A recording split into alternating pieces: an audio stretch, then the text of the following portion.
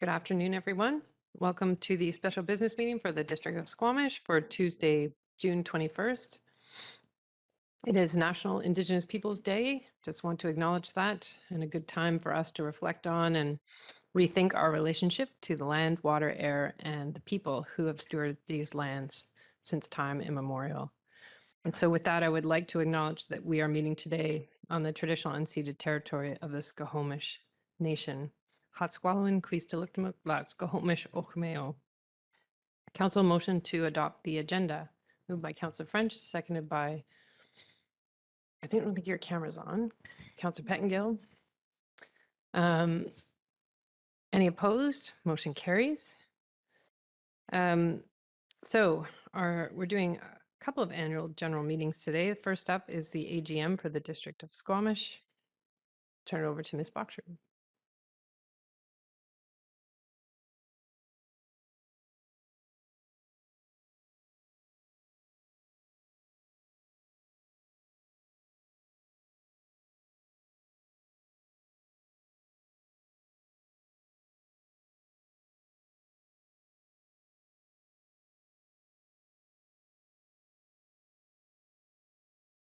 Okay, great. Thank you. Good afternoon, Mayor, Council, and members of the community that are joining us today. My name is Heather Boxrud, General Manager of Financial Services here at the District of Squamish.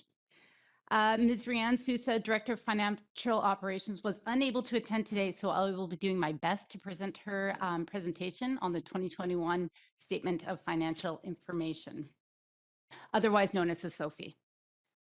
As well, joining me online today is Mr. Anthony Jeffrey, Manager of Procurement, should Council have any procurement-related questions.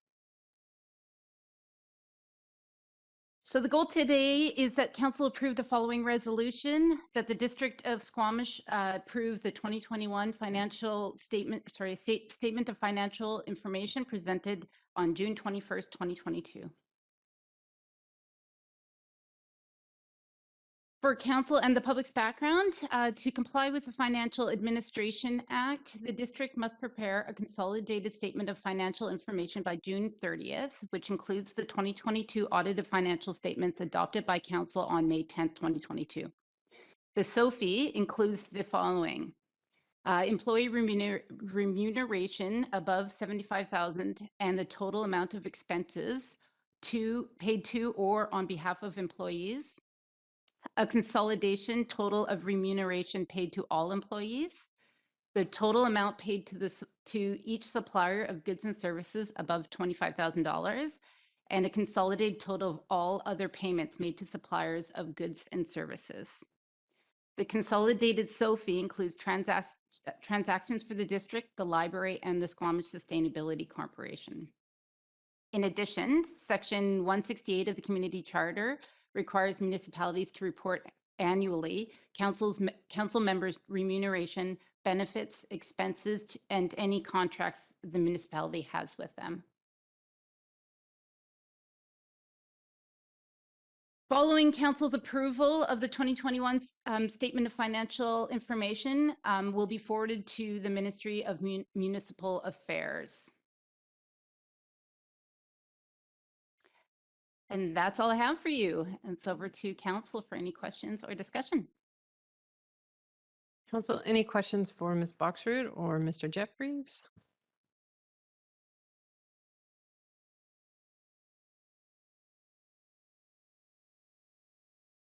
Mr. Jeffries, I have a question about our procurement. We have a long list of suppliers. Are we finding that we've only got 1 year under our belt, but the move to approve our budget earlier in the year is allowing for a more competitive bidding environment earlier in the year?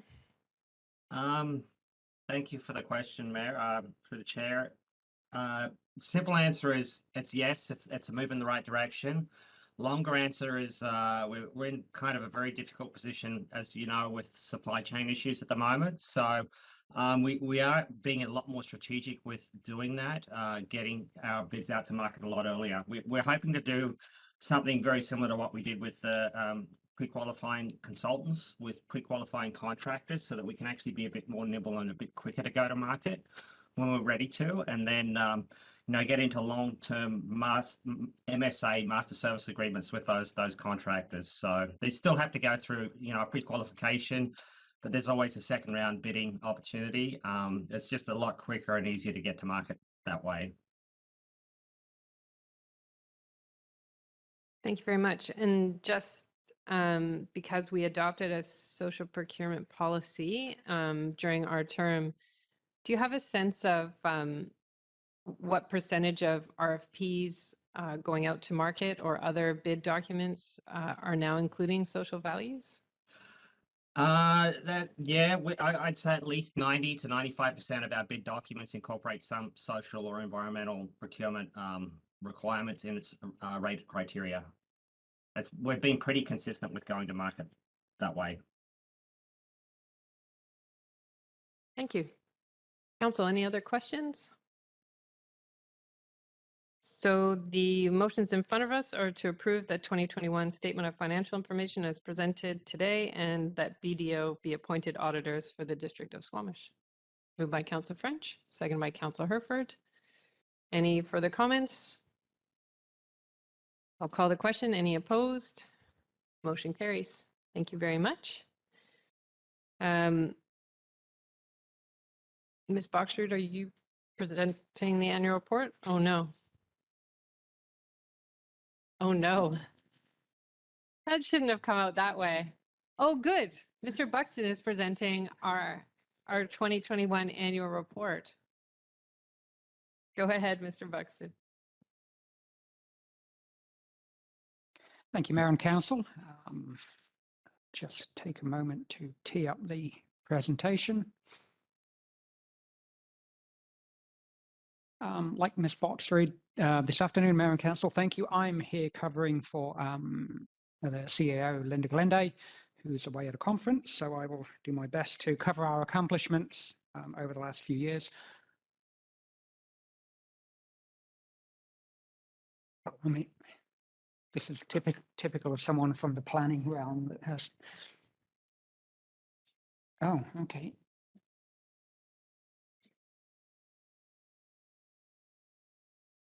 Oh.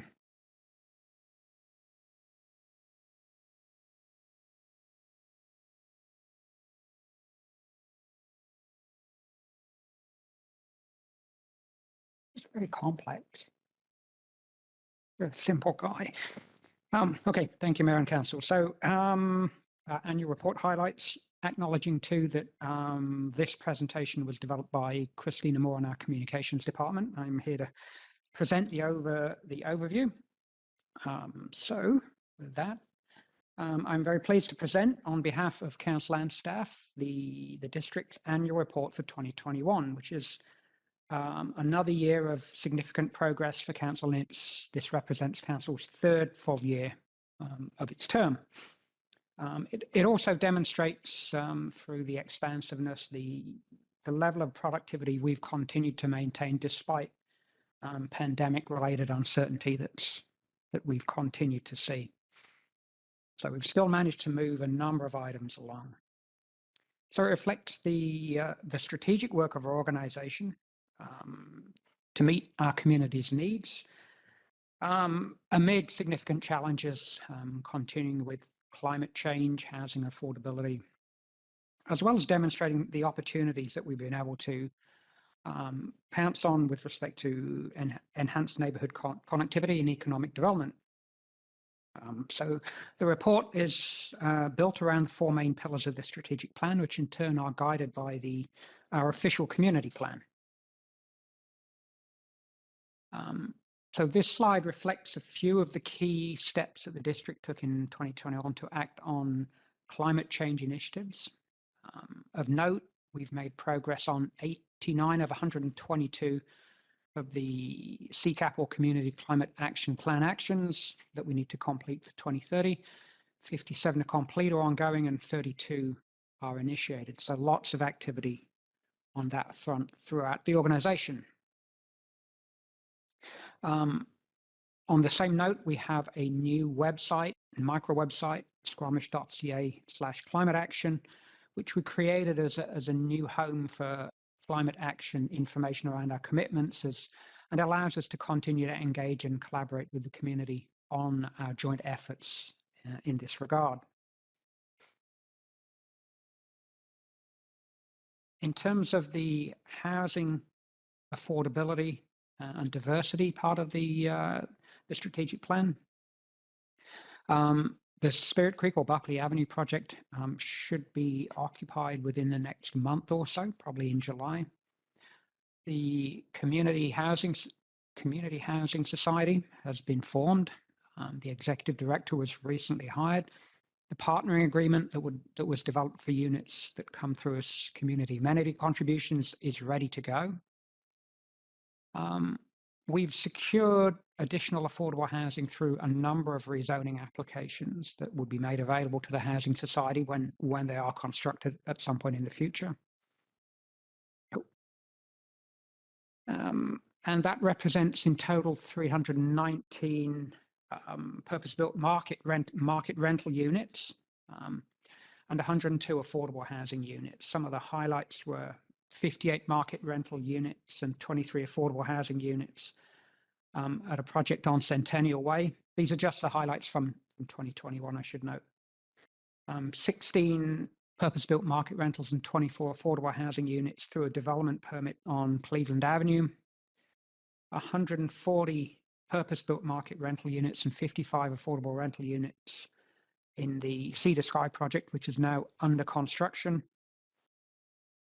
38 purpose-built market rental units that are under construction at the North Yards in the business park, and 67 more purpose-built rental units for a project on 3rd Avenue. So those are some of the highlights of what was achieved in 2021. In moving to economic development, so the economy and local jobs, work in this area focuses on creating diverse Squamish-based job growth for economic and social gain. Some of the key accomplishments in 2021 included mapping out barriers, opportunities, and priorities within the emerging sectors, those being the green economy and outdoor recreation. Launching of a circular economy roadmap to help industry and organizations outline a process for broad initiation on that point. And then there's lead generation and familiarization program to attract new investment and generate new employment in the community. With respect to neighborhood connectivity, we continue to make good progress on critical facility replacements. Construction on Fire Hall 1 is close to completion, and we're ready to break ground on Fire Hall 2 on Tantalus. 2021 was a big year for parks, with the construction of these either being completed with Dentville just recently and others that have started and will continue through the next few months into 2022 and 2023 likely.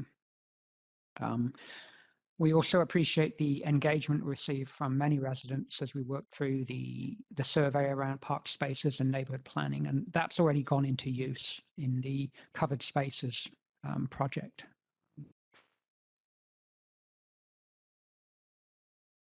In addition to those 4 priority areas, the strategic plan continues to move other important work forward, such as natural hazard mitigation, marine strategy implementation, emergency planning, youth engagement, childcare, arts and culture, and active transportation. There's some highlights of our accomplishments: the inauguration of the Squamish Youth Council, the distribution of the Squamish Evacuation Guide.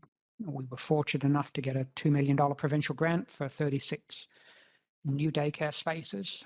We'll be starting work on building that very shortly, and that's in partnership with the school district and Sea to Sky Community Services.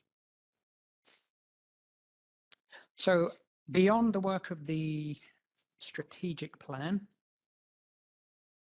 the day-to-day work is implemented within a culture of continuous improvement here in the organization. And we have that organizational plan which focuses on delivering services and is organized under 4 headings: people, effective service, stewardship, and building bridges. And there are many accomplishments that we're proud to be making progress that are listed here on the on the slide. This slide provides a snapshot of some of the capital projects and infrastructure works that were completed in 2021. These are important projects that meet the recommendations of the many master plans that we have for district infrastructure. We continue to work aggressively on moving those forward. Looking forward, those sections of the annual report outline what we plan to achieve in the upcoming 2 years. So that with respect to the report would be this year and 2023. The goals are laid out within, again, the 4 pillars of the strategic plan, as well as the 4 pillars of the organizational plan. And we're well into accomplishing these goals as we're halfway through 2022. And again, the items on the side is a small list of the many things that we're working to accomplish before the end of this council term. Further part of the annual report are the audited financial statements. They're required part of the annual report, including permissive tax exemptions and other details, some of which you just saw in the prior presentation. In 2018, we launched a reporting tool that supports data-driven decision making through a central hub to present the data we're collecting or accessing through third parties. So this helps to measure progress towards our goals. Community climate action plan indicators were added to the dashboard this year. We're looking forward to the upcoming detailed census data later on this year. That'll help update some of the, frankly, the older data that's in the dashboard now that we've been unable to update until that point. This really provides citizens with a transparent, easy, and accessible way to look at where we're at and measure progress. And I say to wrap up, the annual report closes with an invitation to the community to connect with us in as many different ways as possible. We try to ensure that feedback and inputs are a year-round process. It's ongoing. And we thank all those who engage in the dialogue with us throughout the year, the many, many that do. And I say we're excited to be back out into the community and resuming important in-person conversations, of which council was obviously well aware and part of. So that is the summary of the annual report. We're asking for council's acceptance of that, but in between now and then, I can certainly try and entertain questions or comments. Thank you, Mr. Thank you, Mr. Buxton. Council, any questions on the annual report?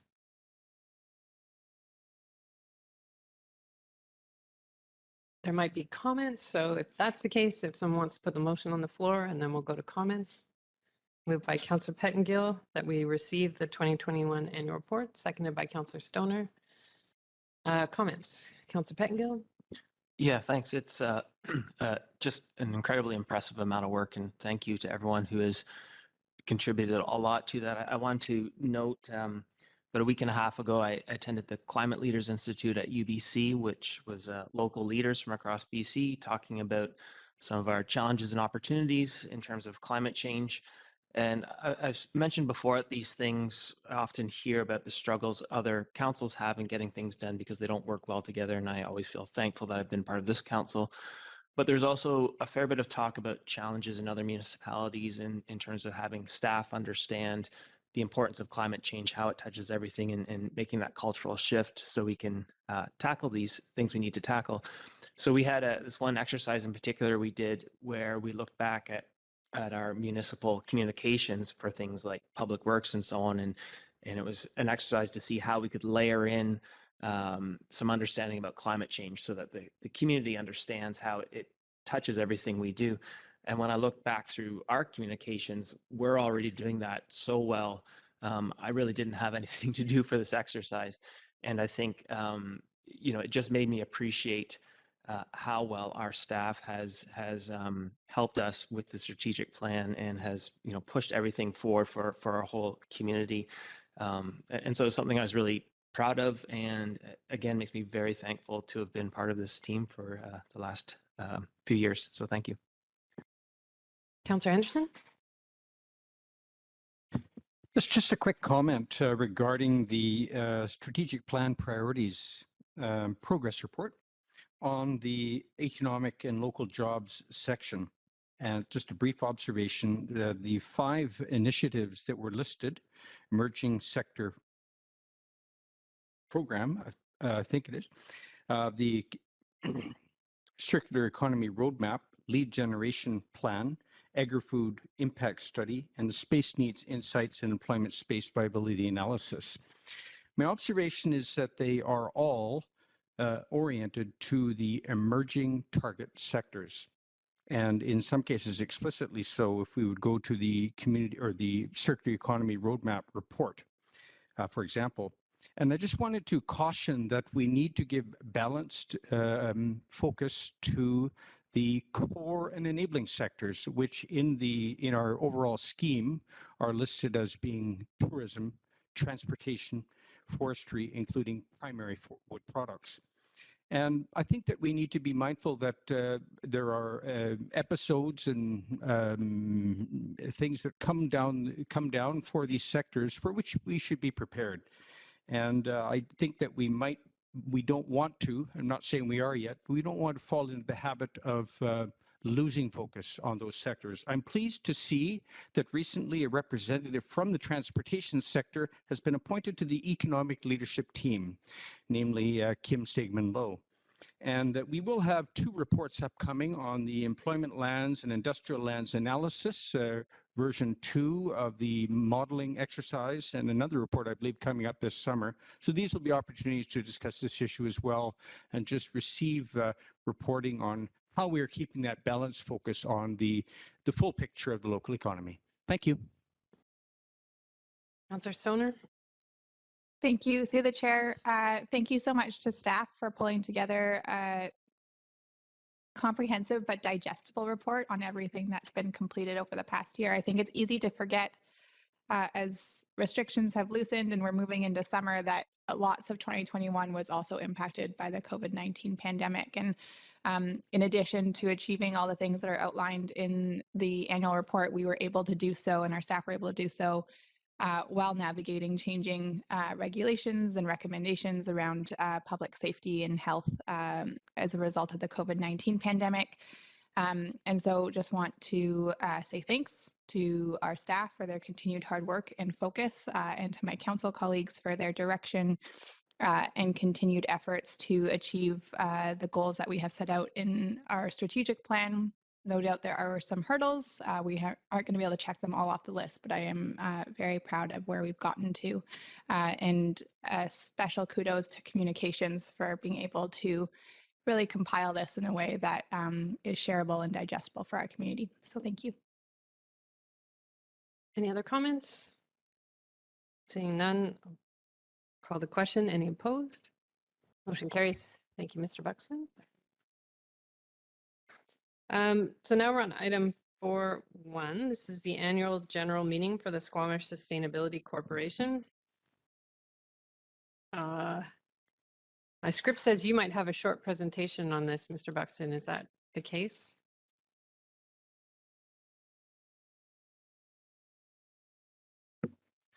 Certainly, Mayor and Council. I can give a very brief update. At present, the SSC is largely in a holding capacity. It continues to have to meet with the holder of the shares in the Oceanfront joint venture. So we have to continue the organization simply on that basis. But in the interim, we are meeting periodically, assisting in the real estate department in some of the management and rental of the adventure center. We still hold that budget, but I say a lot of that work is done in conjunction really with the facilities department and the real estate department. So essentially a holding pattern until the share issue is resolved, and then we can either dissolve or repurpose the corporation. So Thank you. Council, any questions for Mr. Buxton before we go ahead, Councillor French? Thanks, Chair. Just a thought on if the corporation does dissolve or we use it for another purpose. Do you have any thoughts at this point on what other purpose it could be used for? Through the chair, the only thought we've had internally is repurposing it within the economic development realm. We haven't made any concerted effort to consider anything else because that's what it's currently enacted to do. It would be a somewhat moderate to minor change in its purpose to do that. To repurpose it for something else would be trickier, and it's our understanding that today getting that approval from the inspector is as tricky on changing it as it is on instituting a new corporation. So that's where we're at. It's solely internal staff related discussions on that. Great. Thanks, Chair. Okay, so council, the following motions are to appoint mayor, to vote on behalf of the shareholder, and to suspend the special council meeting. So I have to do them each separately. Okay. That Mayor Elliott be appointed to vote on behalf of the shareholder during the June 21st, 2022. It says July here, just so you're aware. June 21st, 2022 annual general meeting of the Squamish Sustainability Corporation, moved by Councillor French, seconded by Councillor Herford. Any opposed? Motion carries. That Mayor Elliott be directed to accept the financial statements of the Squamish Sustainability Corporation for 2021, moved by Councillor Anderson, seconded by Councillor Stoner. Any opposed? Motion carries. That the mayor be directed to appoint BDO as auditors for the Squamish Sustainability Corporation, moved by Councillor Herford, seconded by Councillor French. Any opposed? Motion carries. That Mayor Elliott be directed to appoint Gary Buxton, Kate Mulligan, Torrance Saviard, Kirby Brown, and Councillor Race to the board of the Squamish Sustainability Corporation, moved by Councillor Stoner, seconded by Councillor Pettengill. Any opposed? Motion carries. That the Council of the District of Squamish resolve to suspend the special business meeting temporarily in order to sit as the shareholder of the Squamish Sustainability Corporation at the meeting of that corporation that has been scheduled at this time and place. By Councillor Anderson, seconded by Councillor French. Any opposed? Motion carries. All right, so now I am in the annual general meeting of the Squamish Sustainability Corporation. So voting on behalf of the Squamish Sustainability Corporation, I resolve that the financial statements of the Squamish Sustainability Corporation for 2021 be accepted by the shareholder, that BDO be appointed auditors for the Squamish Sustainability Corporation, that Gary Buxton, Kate Mulligan, Torrance Saviard, Kirby Brown, and Councillor Race be appointed to the board of the Squamish Sustainability Corporation. And that I will now terminate the Squamish Sustainability Corporation annual general meeting. And the special meeting can now resume. Easy peasy. Council, I don't think we need a recess at this time, but we will need time once we go into the closed to just turn the system off. So motion to close. Were you going to ask a question? No? Okay. Moved by Councillor Herford, second by Councillor Stoner. Any opposed? Motion carries. So we'll recess for 15 minutes.